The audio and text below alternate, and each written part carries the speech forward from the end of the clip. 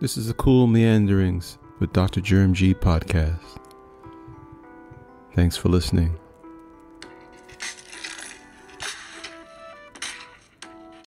Welcome back to Cool Meanderings with Dr Jerm G.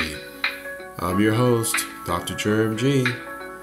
Still an inspiring writer, lover of entertainment, sports, content, more broadly. Today, I wanted to quickly just talk about some stuff that I've been into lately. I haven't had as much time to keep up with different shows or events, but I've watched a few things. You'll have to excuse my nasal drip. I have a little nasal situation. But I've been watching a few things, keeping up with some of the latest shows. Let's see. One of my favorites is a show called Fight Night.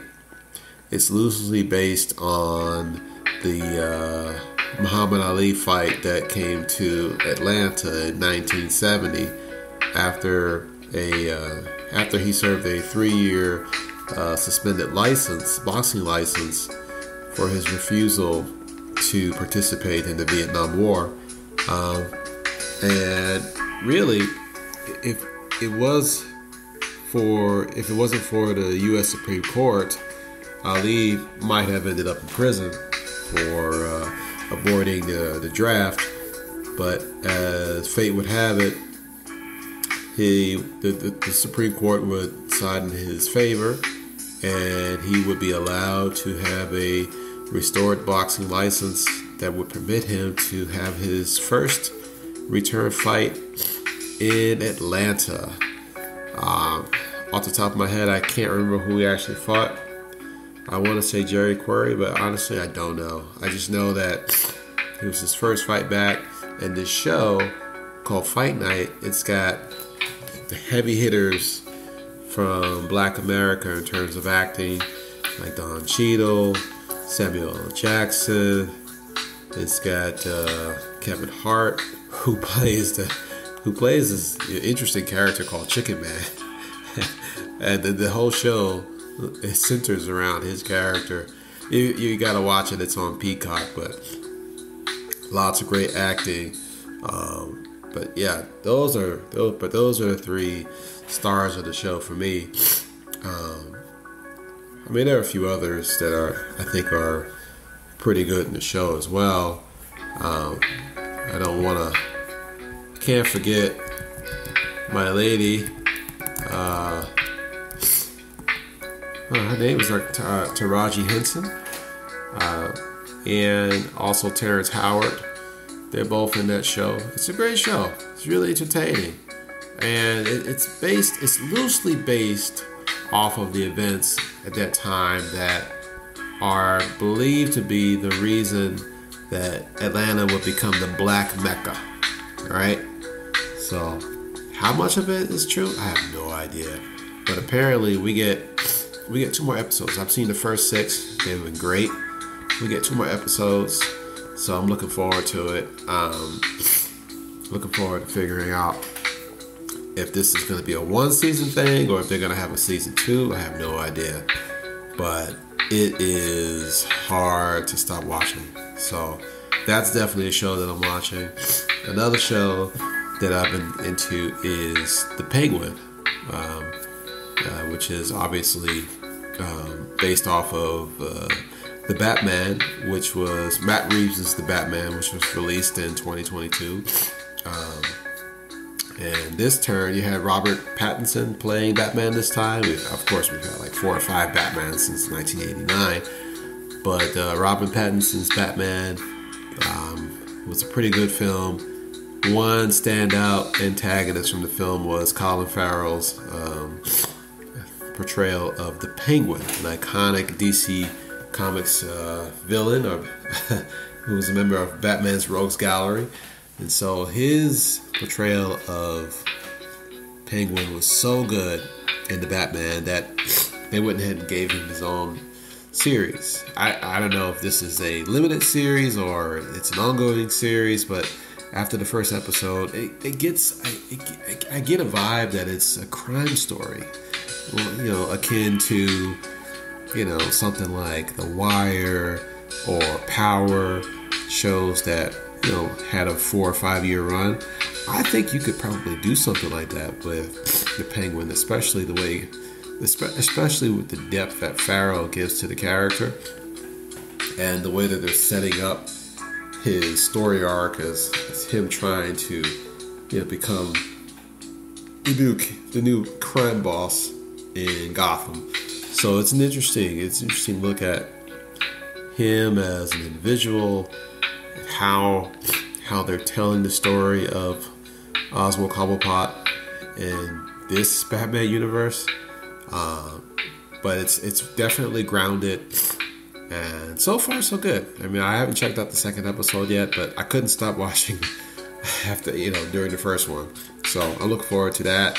Something else that I've been watching is the Agatha All Along series on Disney Plus. That's been okay. I wouldn't say it's my favorite, but it's great to see Catherine Hahn come back as Agatha Harkness, and it's nice that they're giving us some sort of well, I wouldn't say closure, but they're giving us some sort of conclusion, or they're trying to tell sort of a follow-up story from WandaVision, where Agatha Harkness was basically she was just trapped. We left her trapped in this town that was created by Wanda Maximoff, aka the Scarlet Witch. She was trapped in a town called Westview, New Jersey, make-believe town that Wanda created out of her madness.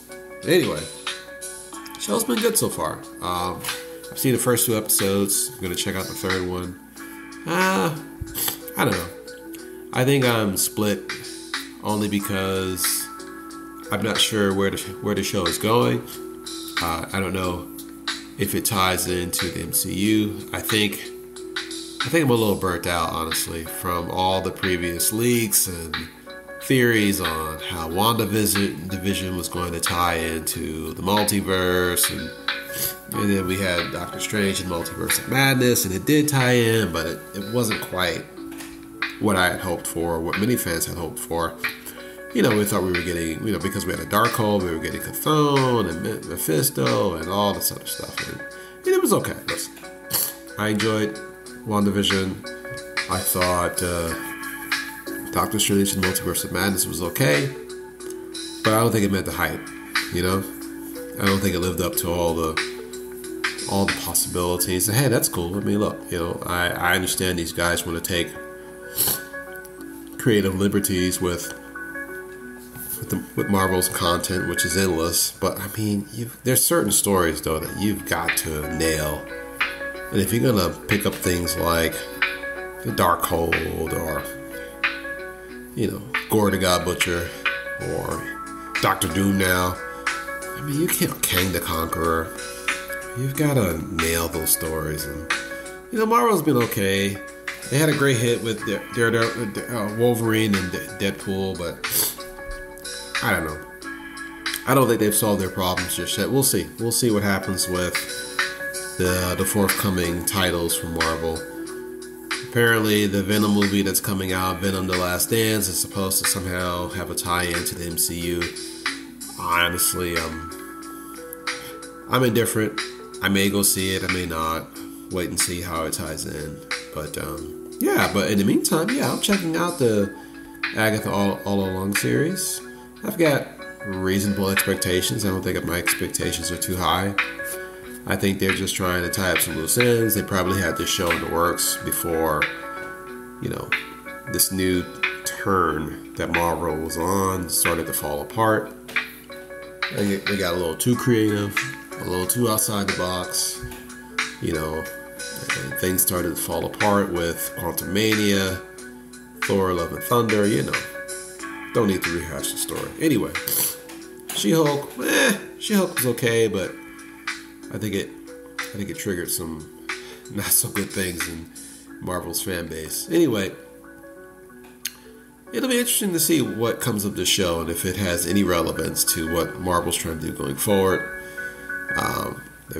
Obviously, they've got some big titles coming out in 2025.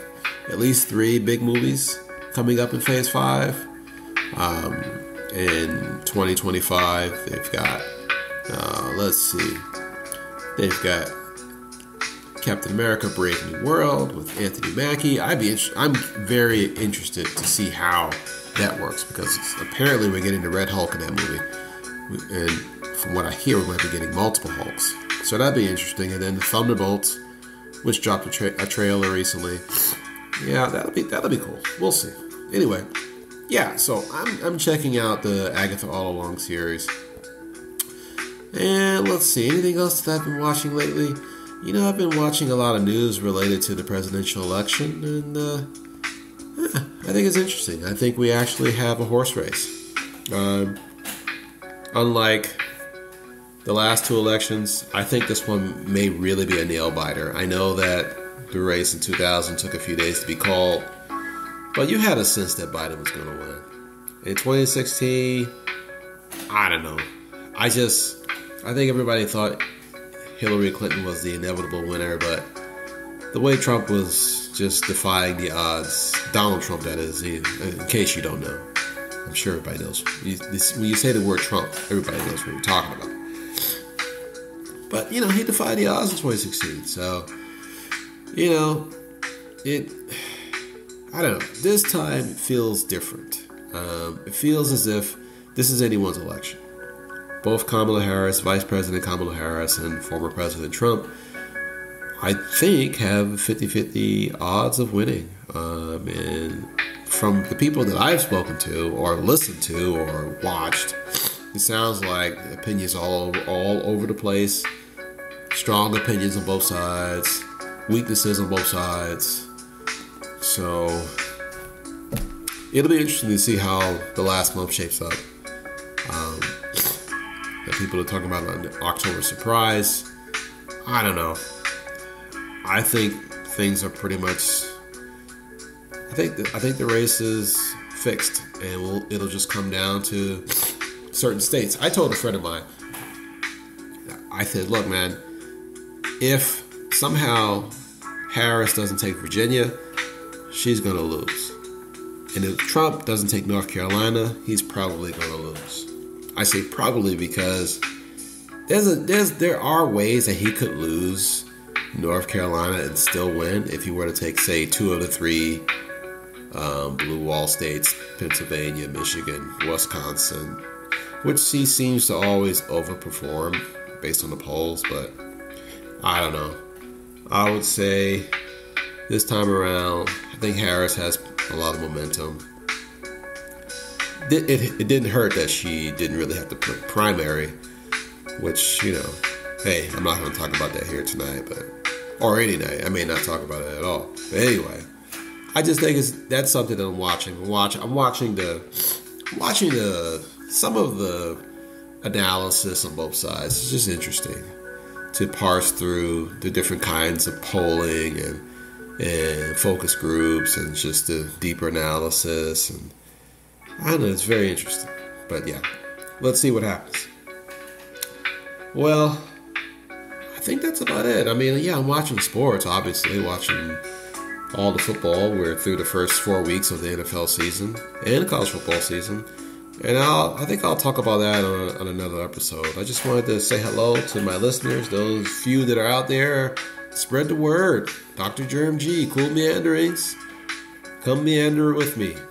You can find me on any number of podcasting outlets. Plus, we're on YouTube. All right. I'll see you. Until the next one.